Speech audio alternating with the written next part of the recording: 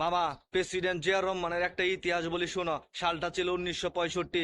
ভারত আর পাকিস্তানের যুদ্ধ হয়। ভারত পাকিস্তানের লাহোর দখল করে নেয়। তখন পাকিস্তানের সেনাপ্রধান একটি মিটিং এ বলছিল, এমন কি কেউ আসো ভারতের হাত থেকে লাহোরকে মুক্ত করতে পারো? প্রেসিডেন্ট জিয়া রহমান বলছিল, আমি পারবো ভারতের হাত থেকে লাহোরকে মুক্ত করতে। পাকিস্তানের সেনাপ্রধান বলছিল, আমি জানি একমাত্র জিয়া রহমানই পারে ভারতের হাত থেকে লাহোরকে মুক্ত করতে। বলো তোমার কি লাগবে? জিয়া রহমান বলছিল, আমার ব্যক্তিগতভাবে কোনো কিছু প্রয়োজন নাই। আমি যদি এই যুদ্ধে মারা যাই তাহলে আমার লাশটা যেন ইস্ট বেঙ্গলে দাফন করা হয়, মানে বাংলাদেশে যেন দাফন করা হয়। আরেকটা কথা বলছিল, লাহোরকে ভারতের হাত থেকে মুক্ত করার আগ পর্যন্ত আমি জিয়া ঘরে ফিরবো না। তখন পাকিস্তানের সকল সৈন্যরা একসাথে বলে উঠল, ইনশাল্লাহ জিয়া রহমান জিন্দাবাদ। তখনই শুরু হয় জিয়া রহমানের নেতৃত্বে রক্তকয়ী সেই যুদ্ধ। 19 দিনের মাথায় লাহোরকে ভারতের হাত থেকে মুক্ত করে জিয়াউর রহমান। মামা, ভিডিওটা শেয়ার করে ইতিহাসটা সবার জানায় দাও। আর জিয়াউর রহমানকে ভালোবাসলে একটা কমেন্ট করে যাও।